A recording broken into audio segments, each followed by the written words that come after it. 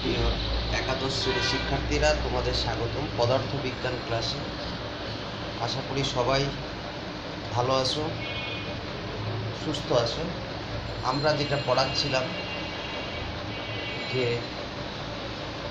প্রাস আমরা শিখেছিলাম, প্রাসের বিভিন্ন সমীকরণ শিখেছিলাম। এই প্রাস দিয়ে আমরা কি কি করতে পারি, কি ধরনের সমস্যা আছে, আমরা আজকে সেইগুলো আলোচনা করব।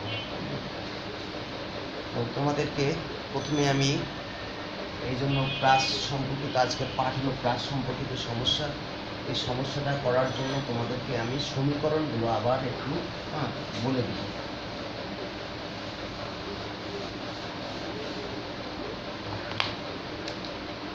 আমরা জানি কোনো বস্তুকে যদি তীর্যকভাবে আমরা নিক্ষেপ করি একটা নির্দিষ্ট দিকে, তাহলে সেটাকে বলবো আমরা প্রাস।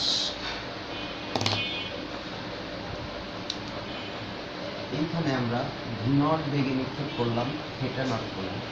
বস্তুটা যখন যাবে, এই থিটাটা হলো নিক্ষেপণ কোণ। এবং আমরা যেটা জানি যে এই প্রাসের সাথে এক্স অক্ষের সাথে ওয়াই অক্ষের যে একটা মানের পরিবর্তন হয়, প্রাসের সমীকরণে আমরা যেটা জানি ওয়াই সমান X tan theta minus g X square divided by 2 V নটের স্কোয়ার কস স্কোয়ার থিটা। এই সূত্রটা দিয়ে তুমি কি করতে পারো, এক্স এর মান দেওয়া থাকলে ওয়াই এর মানটা নির্ণয় করতে পারবা, আবার ওয়াই মান দেওয়া থাকলে এক্স এর মানটা নির্ণয় করতে পারবা। এরপরে আমরা যেটা জানি যে সর্বোচ্চ উচ্চতা যেটা শিখেছিলাম, যে এই প্রাসটা সর্বোচ্চ কতটুকু উপরে ওঠে তার সমীকরণ হলো ভি নটের square sine square theta divided by 2g। আর প্রাসটা যতক্ষণ শূন্যে থাকে, অর্থাৎ তার বিচরণ কাল টি সমান শিখেছিলাম 2v naught sine theta divided by g. আর একটা ইম্পর্টেন্ট শিখেছিলাম যে এই প্রাসটাকে নিক্ষেপ করলে যে সর্বোচ্চ অনুভূমিক দূরত্ব অর্থাৎ আটটা হলো ভি নটের square sine 2 theta divided by 2g। আশা করি এই কয়েকটা সূত্র দিয়ে আমরা সেইগুলো সমাধান করতে পারব। তোমাদেরকে প্রথমে একটা সমস্যা বলি, যে আমি শুধু হিন্টস দিয়ে যাব। যে ধরো তোমাকে বললো একটি প্রাসের নিক্ষেপণ কোণ 45 ডিগ্রি, প্রাসটাকে নিক্ষেপ করা হয়েছে 25 মিটার পার সেকেন্ড বেগে। এই তথ্যটা যদি দেওয়া থাকে, তারপরে তোমাকে যদি বলে যে সর্বোচ্চ উচ্চতা কত হবে প্রাসটি, অর্থাৎ এর চিত্ররূপ তুমি যদি কি করো, যে বস্তুটাকে আমরা 25 মিটার পার সেকেন্ড বেগে নিক্ষেপ করেছি এবং তার কোণটা কত 45 ডিগ্রি, তাহলে এইখানে তোমাকে বলবে যে কোনো একটা কতগুলো রাশি বের করতে হবে। যে তোমাকে বলবে সর্বোচ্চ উচ্চতাটা কত, বিচরণ কাল কত, পাল্লা কত।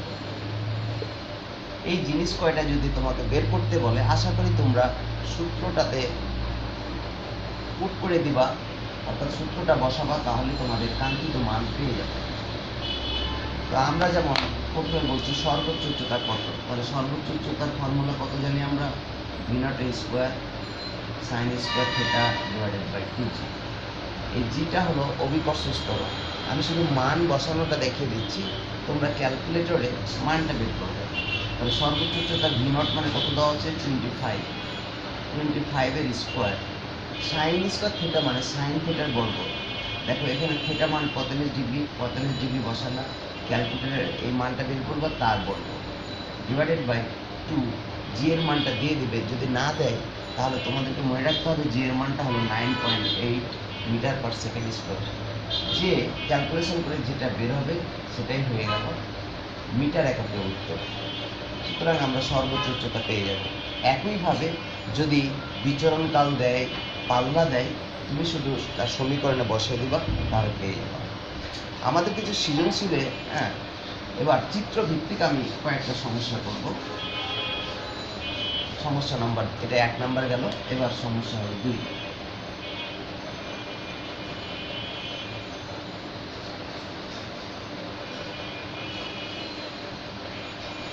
ধরো একটা ক্লাসকে আমরা এইভাবে চিহ্নিত করা আছে, তোমাকে বলছে যে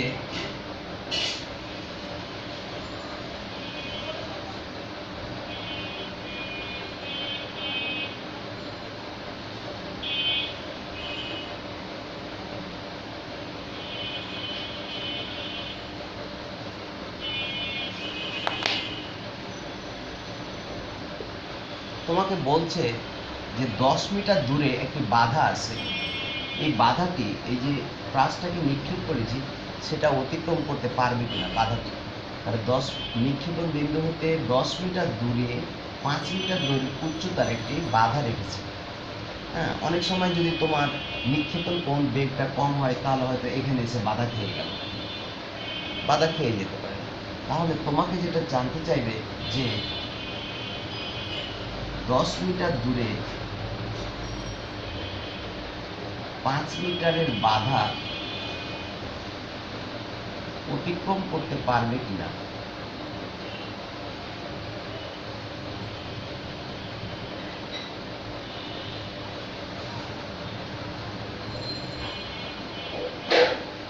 এই হলো একটা সমস্যা। তাহলে আশা করি চিত্রটা বুঝছো তোমরা। যে এই চিত্রটা খেয়াল করো, এই চিত্র থেকে কি কি পাচ্ছ? প্রাসটাকে কত বেগে নিক্ষেপ করেছি, 10 মিটার পার সেকেন্ড। এবার কত কোণে নিক্ষেপ করেছি? 30 ডিগ্রি কোণে নিক্ষেপ করেছি। আমার বলছে 10 মিটার দূরে 5 মিটারের বাধা আছে, অত উচ্চতার একটি পাহাড় আছে বা ধরো বাড়ি আছে, তুমি একটা ইট চালাইলা, বাড়িটার অপর পাশে পড়বে না বাড়ির দেওয়ালে আটকে যাবে, এরকম একটা সমস্যা। অর্থাৎ 10 মিটার দূরে 5 মিটারের বাধা আছে, হ্যাঁ, বাধা অতিক্রম করতে পারবে কিনা। অর্থাৎ তোমাকে যেটা বের করতে হবে যে এখানে কি কি দেওয়া আছে, V0 দেওয়া আছে এবং নিক্ষেপণ কোণটা দেওয়া আছে।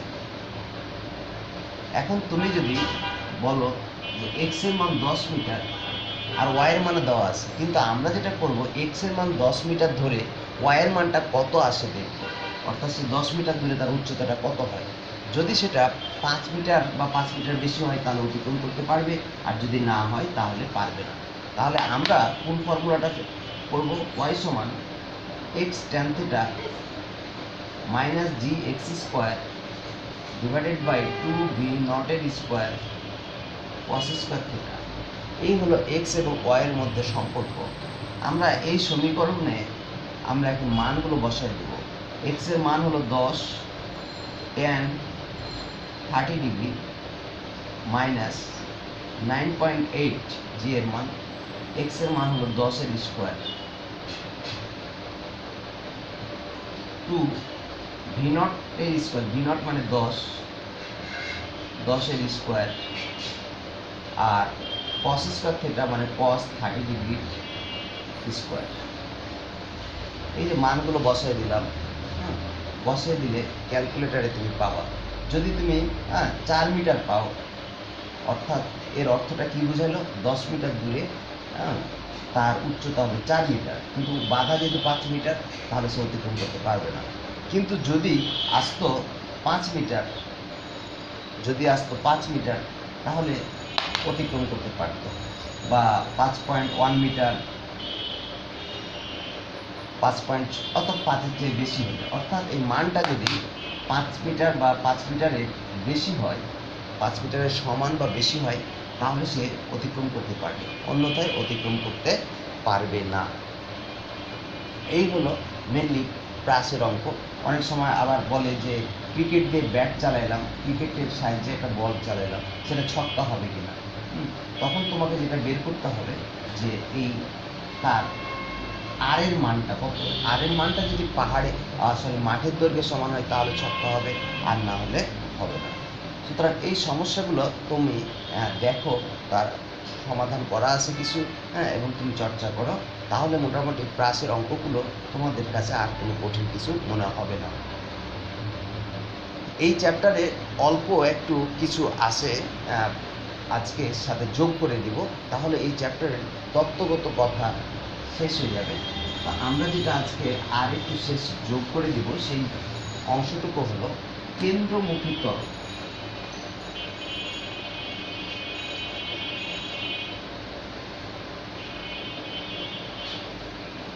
এই জায়গাটুকু আমরা আজকের এই সমস্যার সাথে যোগ করে দেব। কেন্দ্রমুখী ত্বরণ কি? তোমরা তো বেগ, ত্বরণ এগুলা জানো।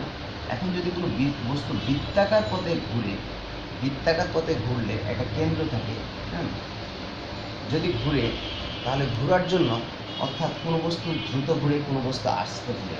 হ্যাঁ, ধরো একটা বস্তু এইখানে আছে, তারপরে 1 সেকেন্ড পরে এই জায়গায় আসলো। আবার আরেকটা বস্তু ঘুরছে, একই বস্তু এখানে ছিল, এখানে আসলো 0.5 সেকেন্ড।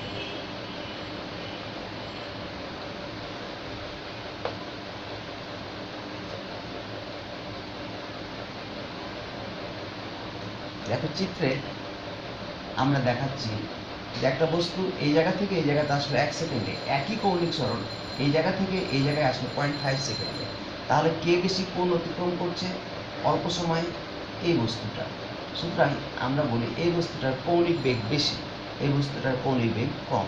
এবং কৌণিক বেগকে আমরা ওমেগা একটা চিহ্ন ব্যবহার করি, অর্থাৎ তার কৌণিক সরণটা যদি থিটা হয়, আর এখান থেকে এখানে যদি সময়টা আসতে, এখান থেকে এখানে যদি টি সময় লাগে, তাহলে কৌণিক সরণকে সময় দ্বারা ভাগ করলে আমরা পেয়ে যাব কৌণিক বেগ। তাহলে তোমাদের একটা রাশি শিখলা, সেটা হলো কৌণিক বেগ। অর্থাৎ কৌণিক ত্বরণ শিখতে হলে আমাদেরকে কৌণিক বেগ শিখতে হবে। তাহলে কৌণিক বেগ কাকে বলে? বৃত্তাকার পথে ঘূর্ণনশীল বস্তু কৌণিক সরণের হারকে, সময়ের সাথে কৌণিক সরণের পরিবর্তনের হারকে কৌণিক বেগ বলে। এর একক হলো রেডিয়ান পার সেকেন্ড। এর একক কি? Radian per second. তাহলে কৌণিক বেগ কাকে বলে? বৃত্তাকার পথে ঘূর্ণনশীল বস্তু সময়ের সাথে কৌণিক সরণের পরিবর্তনের হারকে কৌণিক বেগ বলে। এবং ওমেগা সমান আমরা বলি থিটা বাই টি। কৌণিক বেগকে কি দ্বারা প্রকাশ করা হয়? ওমেগা। এখন দেখো আমরা এই বস্তুটাকে যে ঘোরাচ্ছি, এটা কয় ভাবে ঘুরতে পারি?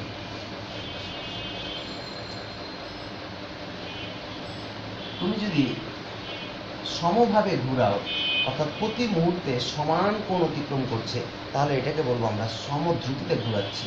হ্যাঁ, এবং তখন অর্থাৎ প্রতি মুহূর্তে, অর্থাৎ এই কোণটুকু আর এই কোণটুকু যদি সমান হয়, তাহলে এই কোণ অতিক্রম করতে যতটুকু সময়, এই কোণ অতিক্রম করতে ততটুকু সময়।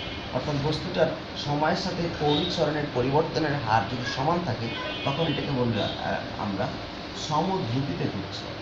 কিসে ঘুরছে? সমদ্রুতিতে। কিন্তু এটা ধরো 2 সেকেন্ড আর এটা যদি 3 সেকেন্ড, অর্থাৎ এই জায়গায় বস্তুটার বেগ কম ছিল, এই জায়গায় বেশি হলো, তাহলে তার কৌণিক দ্রুতির পরিবর্তন হলো। তখন এটাকে বলি আমরা কৌণিক বেগের পরিবর্তন হচ্ছে, এবং ওই রাশিটাকে বলি আমরা কৌণিক ত্বরণ। এবং কৌণিক ত্বরণকে আমরা আলফা দ্বারা প্রকাশ করি। অর্থাৎ কৌণিক বেগের পরিবর্তনের হার, অর্থাৎ কৌণিক বেগকে যদি আমরা ওমেগা দ্বারা প্রকাশ করি, del omega by del T সমান কৌণিক ত্বরণ। তাহলে দেখতে পাচ্ছ যে দেখো এই ক্ষেত্রে যদি বস্তুটা এইভাবে ঘুরে, এই সমান কোণ এই জায়গায় 2 সেকেন্ড লাগছে, এই জায়গায় 3 সেকেন্ড লাগছে, তাহলে বস্তুটা অসম কৌণিক বেগে ঘুরছে। আর অসম কৌণিক বেগে ঘুরলে বস্তুটা কি থাকে? কৌণিক ত্বরণ থাকে।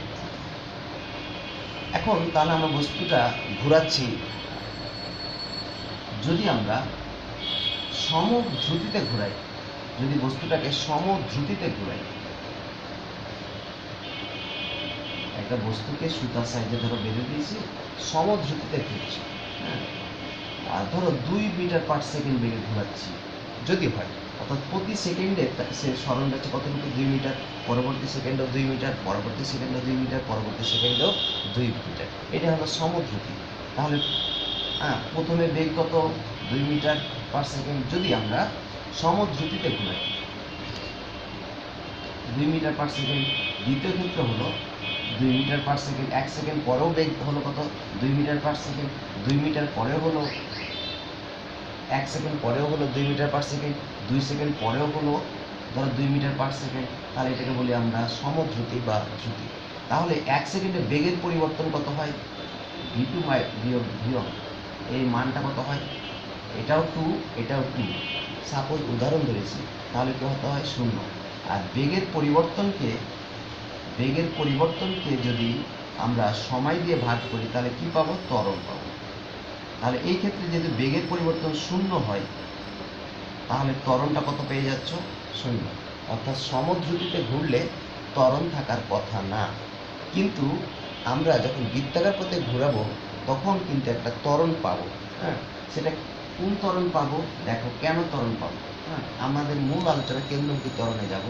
বস্তুটা যখন এখানে ঘুরছে, ধরে নিলাম তার বেগ হলো 2 মিটার পার সেকেন্ড, কিন্তু তার দিকটা এইভাবে যদি ঘুরে তার দিকটা হলো এই দিকে। আবার বস্তুটা যখন এইখানে আসবে তখনও তার বেগের মানটা কত হলো, 2 মিটার পার সেকেন্ড, কিন্তু তার দিকটা হলো কোন দিকে, এদিকে। ধরো এটা v1, এটা v2, তাহলে v1 এবং v2 একই, অর্থাৎ বেগের পরিবর্তন 0, মানে ত্বরণ হওয়ার কথা না। কিন্তু ত্বরণ হবে এই কারণে যে বেগ একটি ভেক্টর রাশি, সেটা বেগটা মানের উপরে নির্ভরশীল, দিকের উপরে নির্ভরশীল। দেখো এখানে মান এক, এখানে মান এক, কিন্তু এখানে যে দিক এখানে সেই দিকে না, অর্থাৎ দিক পরিবর্তন হয়েছে। আর দিক পরিবর্তন হয়েছে মানে বেগ পরিবর্তন হয়েছে, এবং এই বেগ পরিবর্তন হওয়া মানে ত্বরণ হওয়া। এই ত্বরণটা আমরা যদি ক্যালকুলেশন করি, এই ত্বরণটা পেয়ে যাব কেন্দ্রের দিকে। হ্যাঁ, ব্যাসার্ধ বরাবর কেন্দ্রের দিকে। এই ত্বরণটাকে বলবো আমরা কেন্দ্রমুখী ত্বরণ।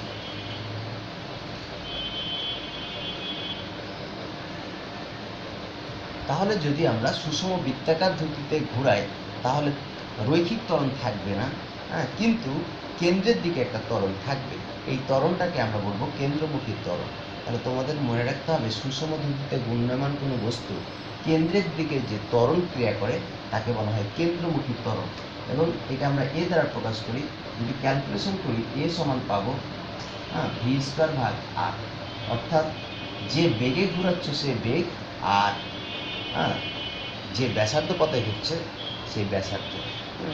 তোমাদের আর একটা সূত্র মনে রাখতে হবে যে যদি কৌণিক বেগ w হয়, একটা বস্তু ঘুরছে, বস্তুটা ঘুরলে তার কৌণিক বেগ w আছে, আর রৈখিক বেগ থাকবে, অর্থাৎ তার পরিধি বরাবর যে দূরত্ব সময়ের সাথে সেখান থেকে আমরা রৈখিক বেগটা পাবো। এবং রৈখিক বেগের সাথে কৌণিক বেগের সম্পর্ক হলো v সমান ওমেগা r, v সমান ওমেগা r। এই জন্য আমরা যদি কখনো এই কেন্দ্রমুখী ত্বরণটাকে ওমেগা দিয়ে প্রকাশ করি তাহলে v এর বদলে আমরা লিখতে পারবো ওমেগা r v²/r, এবং বর্গ করলে আমরা পাই ওমেগা স্কোয়ার r²/r। একটা আর একটা কেটে যাবে, থাকবে ওমেগা স্কোয়ার r। তাই কেন্দ্রমুখী ত্বরণের আমরা সমীকরণ কিভাবে পাচ্ছি, কেন্দ্রমুখী ত্বরণের সমীকরণটা পেয়ে যাচ্ছি a সমান v²/r অথবা a সমান ওমেগা²r, এবং এর একক হবে মিটার পার সেকেন্ড। তাহলে আমরা ফিনিশিংয়ে আসি। কেন্দ্রমুখী ত্বরণ কাকে বলে, বস্তু সুষম পথে বৃত্তাকার পথে সুষমভাবে ঘুরলে কেন্দ্রের দিকে যে ত্বরণ ক্রিয়া করে সেই ত্বরণটাকে বলা হয় কেন্দ্রমুখী ত্বরণ। কেন্দ্রমুখী ত্বরণকে কি দ্বারা প্রকাশ করা হয়, এই দ্বারা। একক কি, মিটার পার সেকেন্ড স্কোয়ার। সমীকরণ কি, a সমান v²/r, a সমান কত, ওমেগা² লিখতে পারি, কারণ সম্পর্কটা এটাও মনে রাখতে হবে, v সমান ওমেগা r। আমরা এই সম্পর্কগুলো আবার পড়াবো চতুর্থ চ্যাপ্টারে। ভিটা হলো বেগ, ওমেগাটা হলো কৌণিক বেগ। এখন তোমার অনেক সময় এই কৌণিক বেগটা আমরা কিভাবে পাই, শুধু এটা বের করে তোমাদেরকে আমরা শেষ করব। এখন কৌণিক বেগ নির্ণয়। ধরো এই বস্তুটা এখান থেকে গিয়া এখানে আসতে, দেখো একটা বস্তু যদি এখান থেকে গিয়া এখানে আসে তাহলে কোণ, অতিক্রান্ত কোণ কৌণিক সরণ হলো 2π বা 360 ডিগ্রি। এখান থেকে গিয়া যদি এখানে আসে এবং এখান থেকে গিয়া আবার এখানে আসতে যে সময়টা লাগে সেটাকে বলবো আমরা কৌণিক পর্যায়কাল। পর্যায়কাল। তাহলে একটা পর্যায় সম্পূর্ণ হয়েছে। এই কৌণিক সরণকে তার পর্যায়কাল দ্বারা ভাগ করলে অর্থাৎ কোণ বাই সময় কি পেয়ে যাবো, কৌণিক দিকে। ঠিক আছে, তাহলে ওমেগার ফর্মুলা কি পেয়ে গেলাম, 2π/t। আবার অনেক সময় পর্যায়কালটা কিভাবে পেয়ে যায়, ধরো তোমার কোনো কারণে যে একটা পর্যায় নির্ণয় করা কঠিন, তো ধরো 1 2 5টা পর্যায়, 5টি পর্যায় মাপলাম, 5টি পর্যায় মাপতে ধরো কি সময় লাগে, ধরো 5টি বা আমি ধরে নিলাম nটি পর্যায় দিতে, মানে n বার পূর্ণ ঘূর্ণন দিতে, nটি পর্যায় বা পূর্ণ ঘূর্ণন দিতে কি সময় লাগে,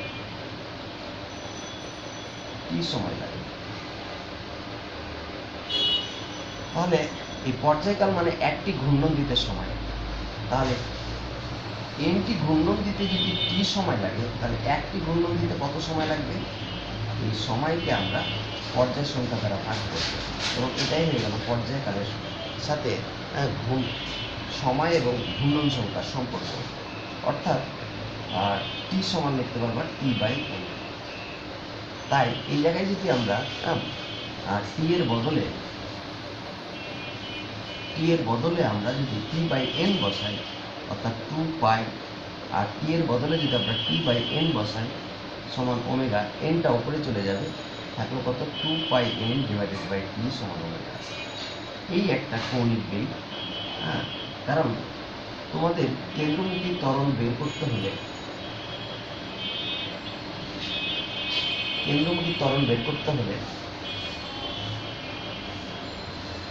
আমাদের কি লাগে, বেগ লাগে। অনেক সময় বেগ দেওয়া থাকে, বেগ না দেওয়া থাকলে কৌণিক বেগ দেওয়া থাকে।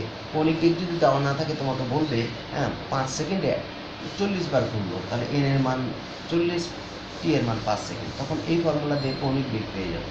আর কৌণিক বেগ পেয়ে গেলে তুমি কেন্দ্রমুখী ত্বরণ পেয়ে যাবে a সমান ওমেগা স্কয়ার r।